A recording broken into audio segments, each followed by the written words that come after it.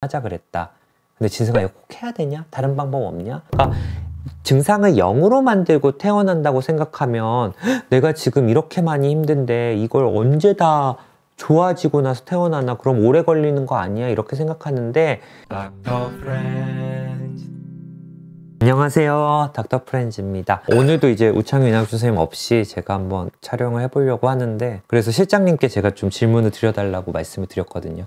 혼자서 막 주저주저 하는 게 좀 어색한 것 같아요, 이게. 그래서 뭐가 궁금하시죠? 환자분들이 항상 정신과에 딱 그 문턱이 넘기가 되게 어려운 것 같은데, 맞아요.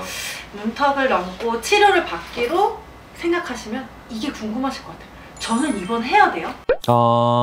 입원을 꼭 해야 하나요? 이런 질문 엄청 많이 받아요. 뭐 내과, 이비인후과, 정형외과 모든 과가 뭐 어떤 질환이어도 외래에서 치료가 가능한 상태가 있고, 또 입원까지 필요할 만한 어떤 심각한 상태도 있고, 꼭 심각하지 않더라도 어떤 평가를 위해서, 진단을 위해서 입원이 필요할 수도 있고, 약물 조절을 위해 단기 입원하는 경우도 있고, 그렇기 때문에 사실은 정신과도 똑같거든요. 뭐 자살 위험성이 있고 자살 사고가 있고 심각한 상태는 뭐 당연히 또 입원을 해야 되고, 또 환자분의 진단적인 부분에 있어서 좀 애매하다, 진단적 평가가 필요하다, 이런 경우에는 또 입원을 해야 되는 경우가 있고, 또 공황장애나 양극성 정동장애 같이 약물에 잘 반응 안 한다거나 좀 섬세하게 약물 조정이 필요한 그런 상태가 있거든요. 그럼 그런 경우는 이제 입원을 하면 매일매일 주치의가 가고 환자 상태를 치료진들이 관찰할 수 있기 때문에,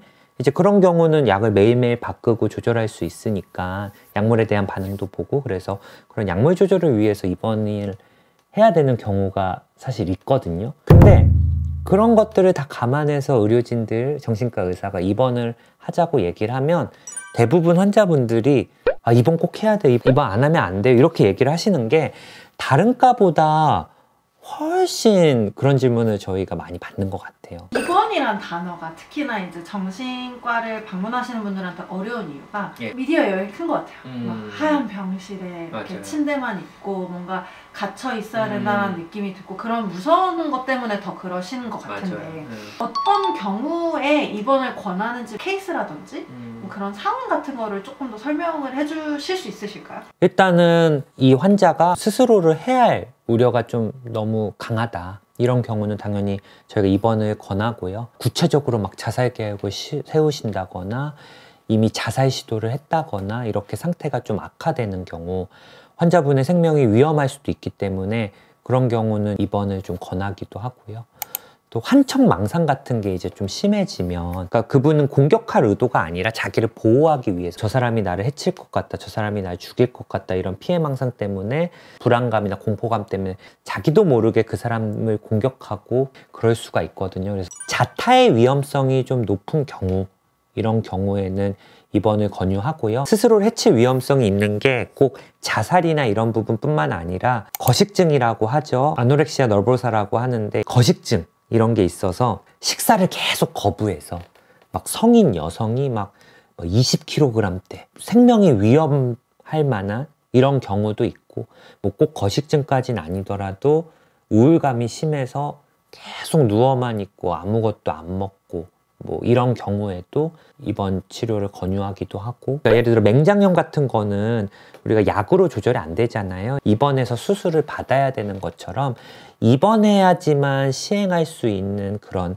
시술들이 있어요. 예를 들어 뭐 정기경련 치료 같은 경우 이제 대학병원에서 시행할 때 이제 마취과 의사의 이제 마취하에 이제 정기경련 치료를 해야 되기 때문에, 이제 이런 치료를 받을 때는 외래에서는 사실은 조금 힘들고, 물론 외래에서 하는 병원들도 있지만 거의 뭐 대부분의 병원은 정기경련 치료 같은 건 입원해서 시행을 하기 때문에, 이런 경우 이런 치료를 하기 위해서도 저희는 좀 입원을 권유해요. 암 진단받고 의사가 입원 권유했을 때 입원 안 하신 분들 한 번도 보지 못했어요, 제 주변에. 근데 정신과에서 입원을 권유할 때는 입원을 꼭 해야 되냐, 저한테 이렇게 질문하는 경우가 되게 많아요. 그러니까 뭐 친구나 지인들이 뭐 자기 아는 사람이 이렇게 힘들어서 병원에 갔는데 뭐 대학병원 교수님이 입원하자 그랬다. 근데 진승아 이거 꼭 해야 되냐? 다른 방법 없냐? 꼭 다른 신체 질환과 달리 정신과는 의료진의 판단에 좀 쉽게 수긍하지 못하고 뭐 아무래도 뭐 병동에 대한 선입견이나 두려움, 공포감도 있겠지만 입원 안 해도 뭐 괜찮지 않을까?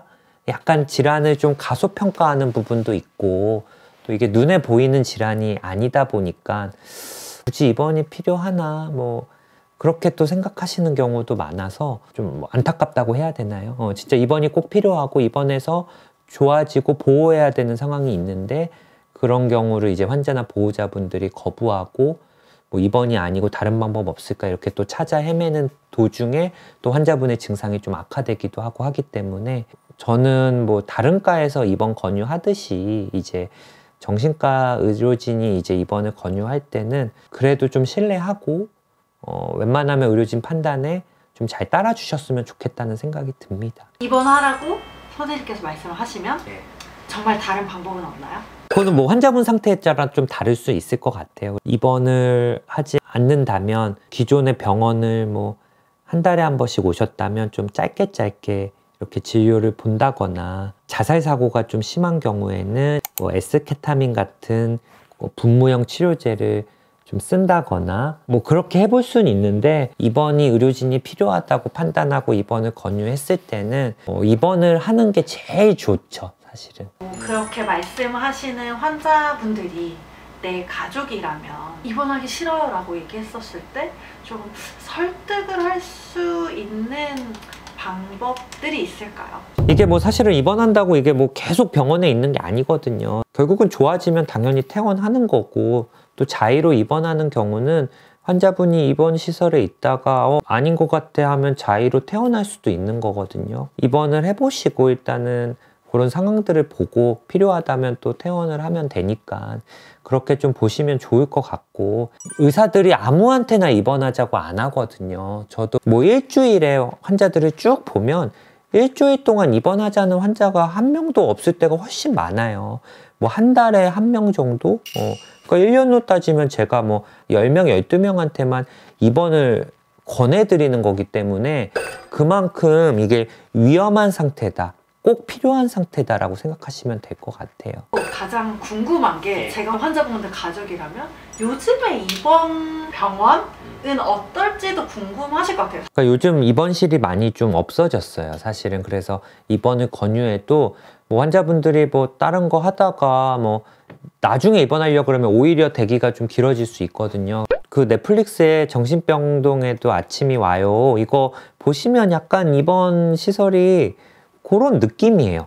대부분의 정신과 병동은 들어가서 뭐 주치의랑 면담하고 또 정기적으로 회진 돌고 그리고 뭐 안에 여러 가지 프로그램 있고 그런 곳이거든요. 뭐 대학병원 보면 어쨌든 병동 환경도 대부분은 좋아요. 옛날처럼 이렇게 새창살이 있거나 그런 것도 아니고 무서운 환자들만 있는 것도 아니고 뭐 우울증이나 이런 기분 장애로 오시는 분들, 나와 뭐 비슷한 상태에 있는 분들이 오는 곳이기 때문에 너무 뭐 편견이나 걱정하시지 말고 또 의료진들도 환자분이 얼마나 힘들어 하시는 거 아니까 최대한 좀 최소한의 입원 기간만 두려고 대부분 노력하거든요. 최소한의 입원 기간만 해서 증상 좋아지면 퇴원해요. 정신병동에도 아침이 와요 드라마 보면 이 정다은 간호사가 이제 입원을 하는데 담당 의사가 퇴원하자고 할 때 정다은 간호사가 이제 저 아직 다 안 났는데 퇴원하나요? 그러거든요. 그러니까